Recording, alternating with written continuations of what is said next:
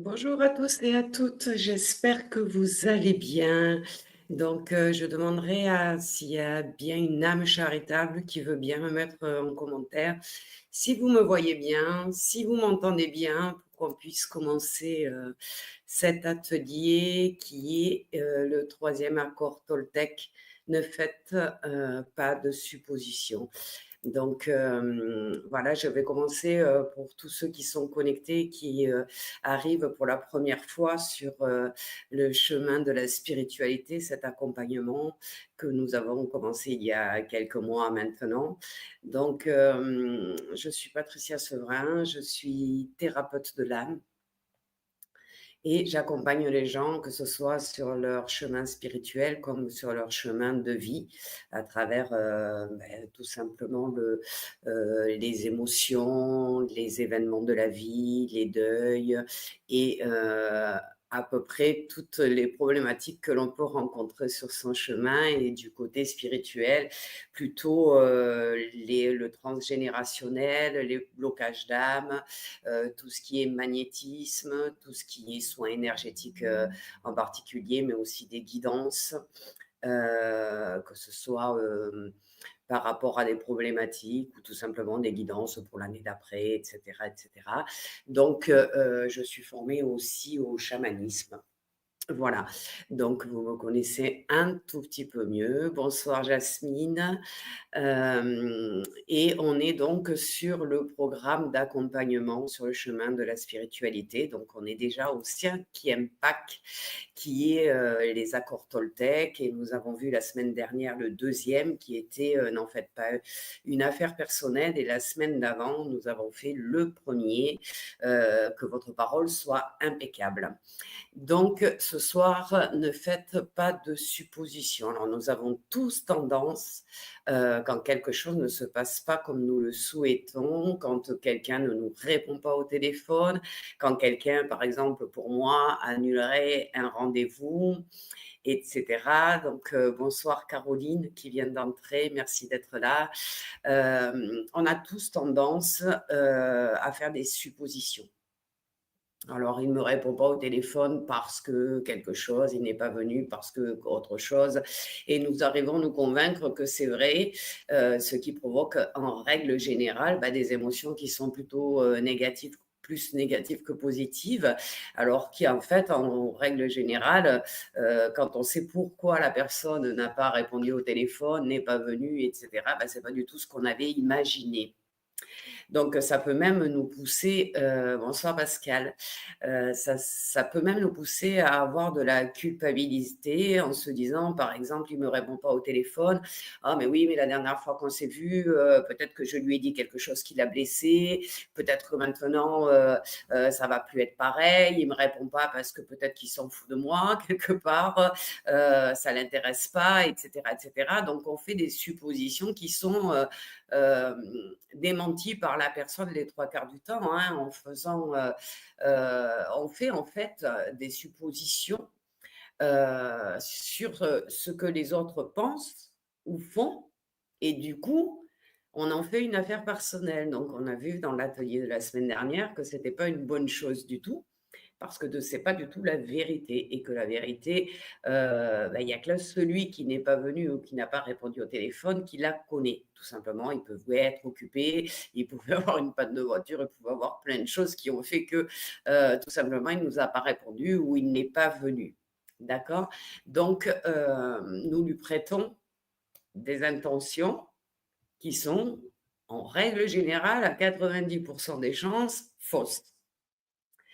Donc, on va cultiver par rapport à ça un petit peu de colère, ou des craintes d'être abandonné, parce que on aurait peut-être, on s'imagine, on se rappelle les discussions, on s'imagine qu'on a dit quelque chose qui n'allait pas, qui n'était pas bien pour cette personne-là, et que c'est pour ça qu'elle ne nous répond pas au téléphone.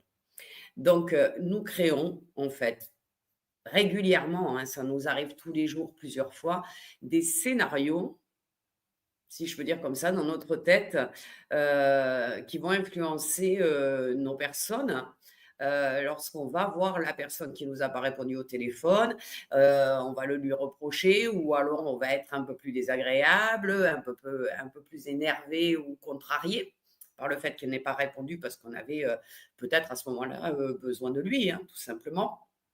Et ça va créer des désaccords ou des disputes qui n'ont pas lieu d'être parce que les gens ne sont pas évidemment à 100 libres tout le temps pour nous répondre, pour venir nous voir. Donc ne faites aucune supposition, c'est ça. N'imaginez pas des scénarios dans votre tête quand il y a quelque chose qui ne se passe pas comme vous le souhaiteriez, parce que jusqu'à ce que cette personne vous dise pourquoi elle a agi comme ça, vous ne savez pas, vous ne connaissez pas la raison vraiment. Mais c'est devenu un peu un automatisme dans notre inconscient, hein. Quand il y a quelque chose qui se passe pas bien, on cherche toujours des solutions et des raisons. Mais parfois la raison, elle ne dépend pas de nous, donc on ne la connaît pas. Donc là, on est dans ce qu'on a parlé, hein, déjà la dernière fois, des ateliers négatifs, émotionnels négatifs. C'est-à-dire que, on va imaginer des choses qui n'ont pas lieu d'être et qui vont nous impacter et peut-être nous gâcher la journée ou nous mettre en colère et cetera, et donc on est dans le négatif. Alors si vous avez lu le livre de Don Miguel, Ruiz, hein, qui est quand même, qui a fait un très, très bon livre sur, les accords Toltec, où il explique très, très bien les choses. Il appelle ça le poison émotionnel. Parce que, quand, la base, de nos suppositions sont erronées, comme on vient de le voir, et ben, tout simplement, nous sommes en train de médire, de ne pas être dans le positif et dans la compréhension, donc et nous faisons circuler ce poison émotionnel sur l'autre en lui donnant forcément tort.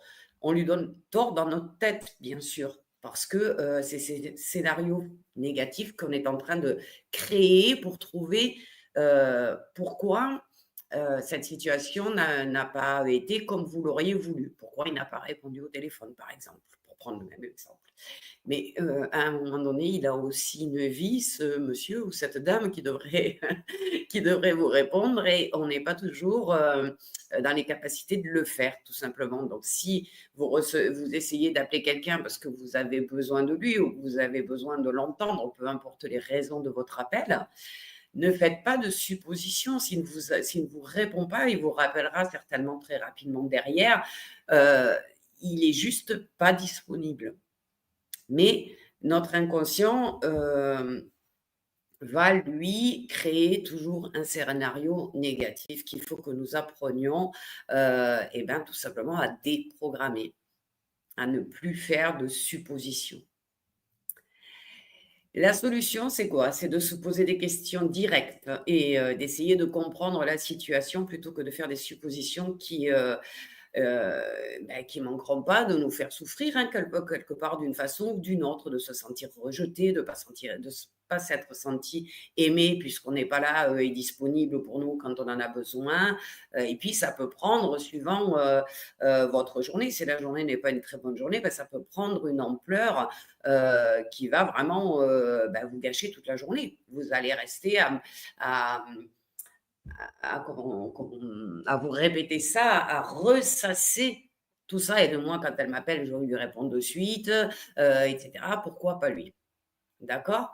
Alors on peut prendre un autre exemple qui est facile, c'est, on va estimer au bout d'un temps, quand on vit avec quelqu'un, qu'on est amoureux, qu'on est en couple et cetera, qu'on se connaît mieux, et cetera, et on va estimer du coup, à un moment donné, on va décider dans notre tête, hein, on va faire une supposition, mais là on y croit fermement, que notre conjoint, nous connaît très bien. Ça fait longtemps qu'il vit avec nous et cetera et cetera. Donc, on va en déduire, on va supposer par rapport à ça, vu que, on partage notre vie avec cette personne, que, cette personne nous connaît tellement bien qu'elle sait ce que nous désirons ou ce que nous voulons, sans même qu'on ait besoin de le lui dire. Donc on va imaginer, que ce conjoint ou cette conjointe, il nous connaît par cœur.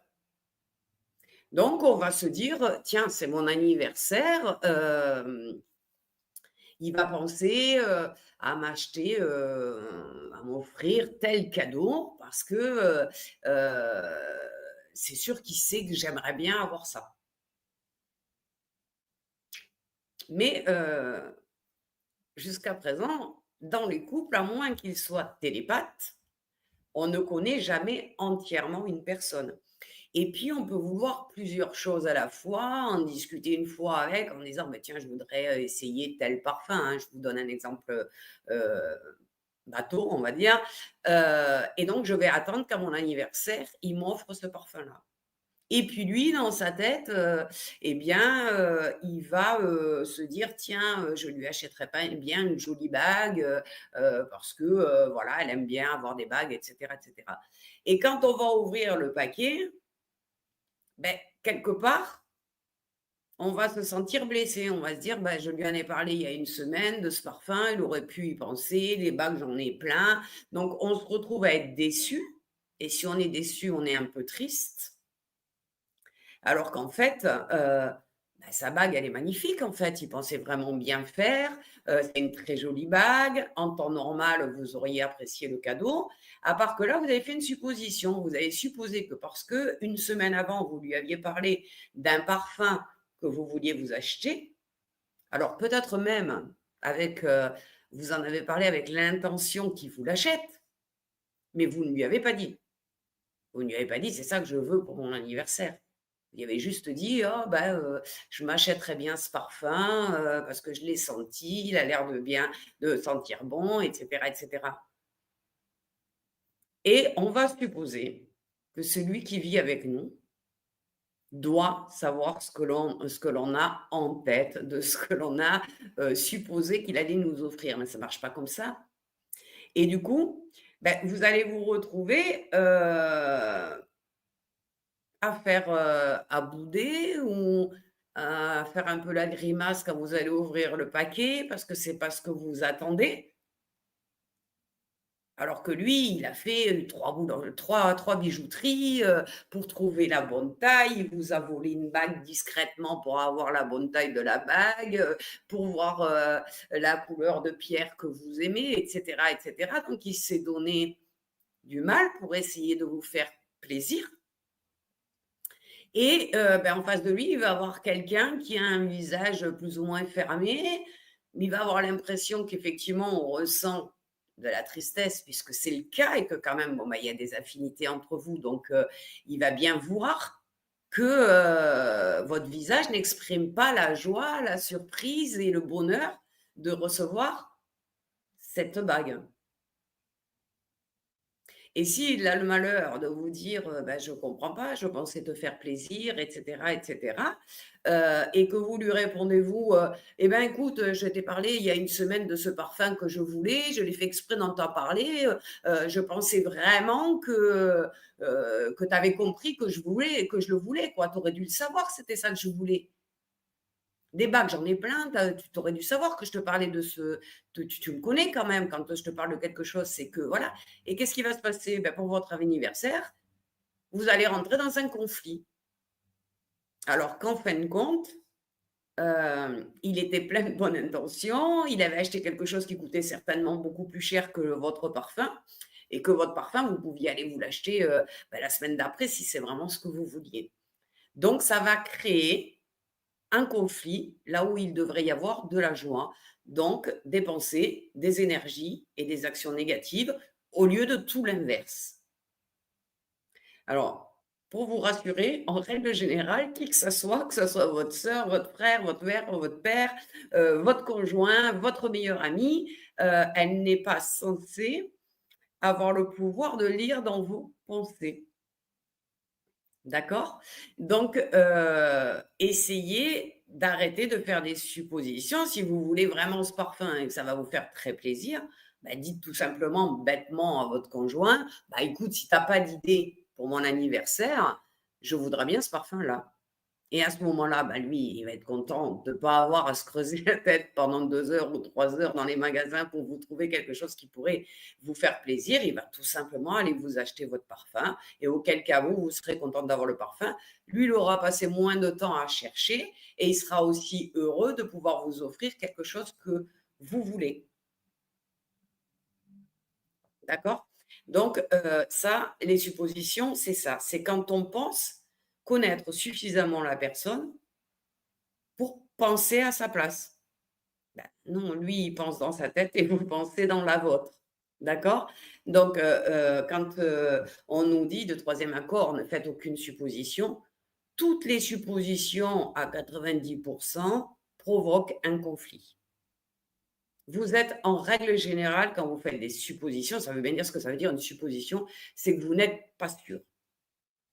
Donc, vous allez vous retrouver à chaque fois dans une déception, dans une tristesse, dans un conflit, dans une dispute, dans ce que voilà. Donc, il est très, très important, de rajouter ça aux 2 accords que l'on a vus ensemble, les 15 derniers jours. Hem, les gens ne peuvent pas, voir la vie à travers vos yeux à vous. Ils ne peuvent pas deviner, sauf quand ça se voit sur le visage, vos émotions, parce que souvent on sait les cacher, on fait un sourire, alors qu'en fin de compte, à l'intérieur, on n'est pas très, très bien. Heu, on a déjà du mal, nous, et on travaille dessus, c'est ce qu'on est en train de faire, à découvrir qui on est vraiment et à arriver à être qui on est vraiment. Alors imaginez quelqu'un d'extérieur, on ne peut pas lui demander de nous connaître parfaitement et de savoir à chaque moment de notre vie comment on ce qu'on pense, ce qu'on aimerait avoir, ce tout ça, c'est pas possible. Donc,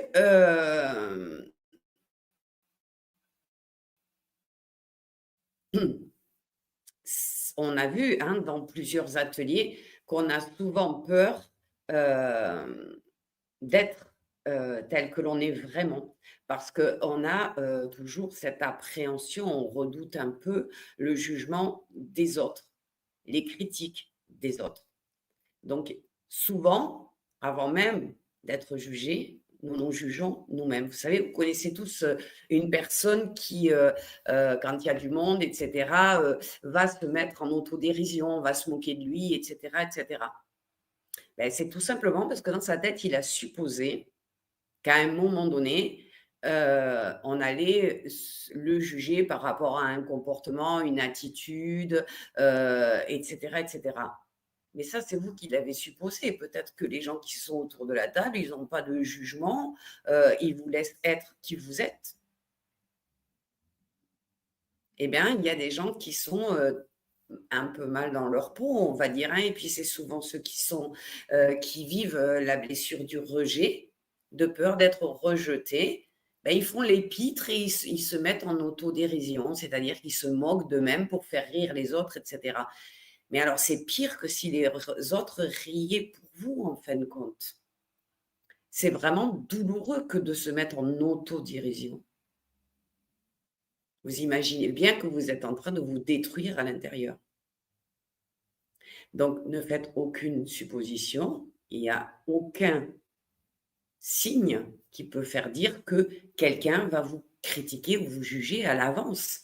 S'il le fait, on l'a vu dans les ateliers précédents, quand quelqu'un critique quelqu'un d'autre, il ne fait que se critiquer lui-même à travers vous. Donc on a bien dit, ça ne nous concerne pas. Donc si quelqu'un venait à vous juger dans une discussion, eh bien, laissez-le faire. Il a le droit. On a vu la loi de la permission, hein, dans la loi d'attraction. Il a le droit d'exprimer ce qu'il ressent. Dans tous les cas, ça ne vous concerne pas. C'est lui qui pense comme ça, c'est lui qui voit la vie comme ça et c'est lui qui est blessé par, telle ou telle chose que vous avez pu faire et donc il porte un jugement négatif sur vous. Vous, ça vous intéresse peu ça vous concerne même pas, en fait. Parce que le jugement, en faisant des suppositions, bah, ça crée des conflits à l'intérieur de nous. Si on s'auto-juge, on va créer des conflits intérieurs. Donc, ne faites aucune supposition, c'est dans tous les secteurs. Attendez ce qui est, attendez de vivre ce qui est. C'est-à-dire que si vous êtes dans une réunion au milieu d'amis et que vous avez envie de parler de quelque chose, parlez de ce quelque chose. N'ayez pas peur de le faire, ne vous sentez pas rejeté à l'avance. Rien ne dit que vous allez être rejeté et rien ne dit que, on va vous juger pour autant. Il y a quand même, parmi nos amis, des gens qui sont bienveillants, autrement ça ne serait pas nos amis. Bon alors, je bouge dans tous les sens parce que Tigrou, comme d'habitude, est venu vous dire bonsoir. Donc il grimpe sur mes genoux et du coup, je suis en train de bouger dans tous les sens. Alors, comment travailler cet accord, pour arrêter de faire des suppositions? Qu'est-ce qu'il faut, faire? Il faut déjà avoir conscience que moins vous jugez les autres et moins vous avez peur d'être jugé en retour. En général, quand vous avez une personne avec qui vous discutez, qui juge ses amis, «Ouais, elle est comme ci, elle est comme ça, tatati». Dites-vous bien que quand vous avez tourné, elle va vous juger le dos, quand elle est plus avec vous, elle va vous juger vous. Ben, ne la jugez pas, laissez-la être comme elle est. Si c'est comme ça qu'elle se sent bien en jugeant les autres, bah, qu'elle le fasse. Et quand vous allez vous rendre compte que vous n'avez plus aucun jugement négatif sur vous-même ou sur les autres, eh bien, vous vous rendrez compte que vous ne serez plus en conflit avec vous-même, vous serez plus en conflit non plus avec les autres et vous ne vivrez plus dans la peur d'être jugé.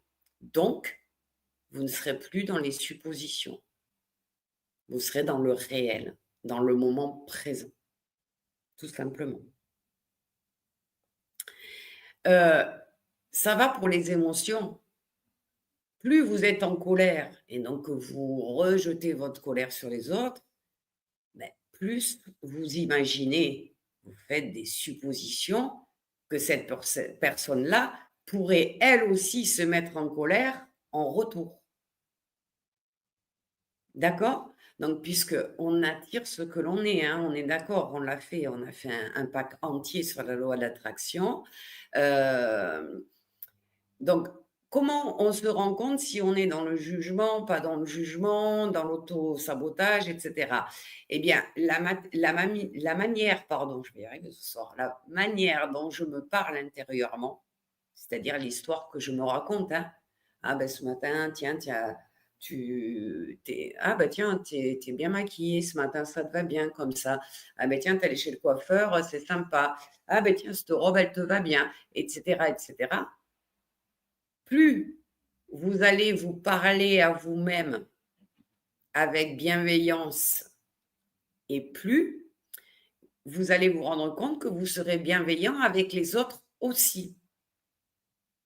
Donc la manière dont je me parle à l'intérieur de moi va créer la façon dont je m'exprime à l'extérieur de moi.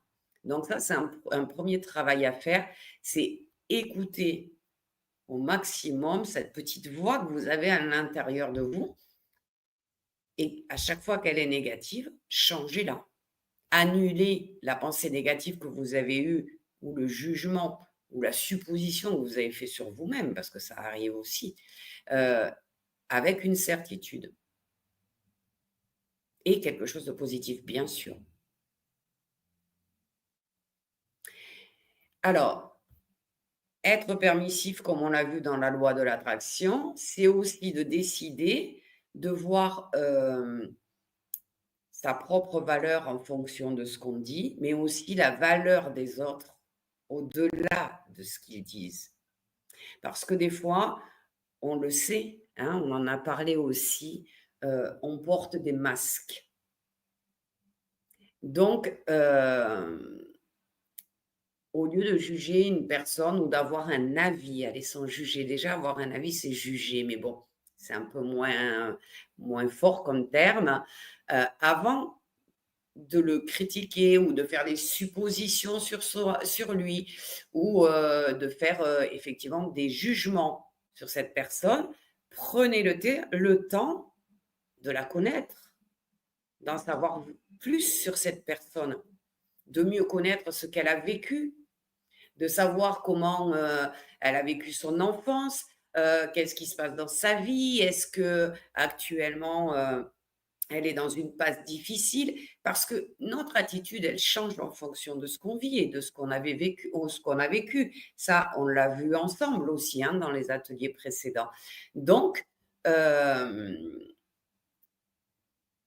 si, j'écoute cette personne, eh ben, je pourrais comprendre qui elle est. Alors, ça peut être une personne qui est dans le jugement, qui est négative et qui a pas du tout envie de travailler sur elle, elle a aucun, elle ne fait aucun effort et cetera. À ce moment-là, vous pouvez choisir de ne plus la fréquenter parce qu'elle ne correspond pas à, ce que vous attendez d'une amie, d'une connaissance, de quelqu'un, que vous voyez régulièrement. Mais souvent, on a des a priori. Les a priori, c'est faire des suppositions sur quelqu'un, sur quelque chose, sur une situation. On a déjà des a priori.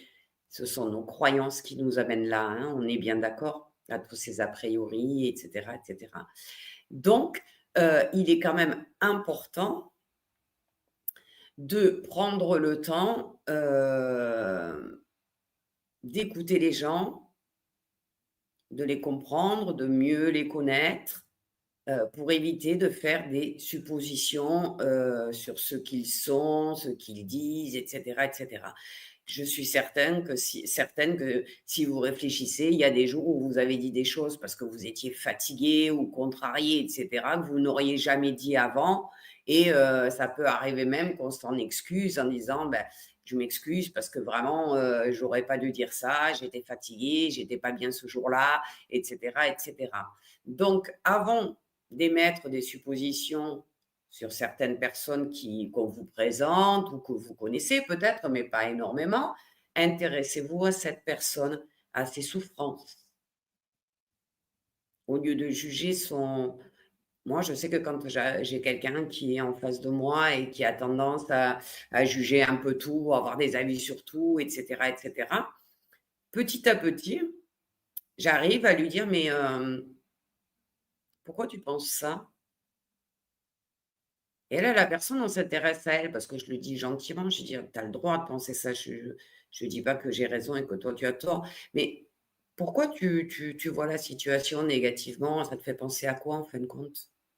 Et là, la personne, elle va vous dire: «Non, mais moi, la dernière fois que j'ai fait confiance à quelqu'un, elle m'a fait ça, ça, ça, ça, ça». Oui, mais le quelqu'un, c'était pas la personne que tu as là. Donc vous voyez, c'est en fonction de ce qu'on a vécu, si on a été jugé toute son enfance, ben, on aura tendance à s'auto-juger négativement et à juger les autres aussi, mais on n'en a pas conscience parce que c'est presque un moyen de défense de l'inconscient. C'est-à-dire on a tellement été jugé que c'est devenu normal. Ben non, c'est pas normal et donc faire des suppositions, c'est aussi commencer à juger la personne.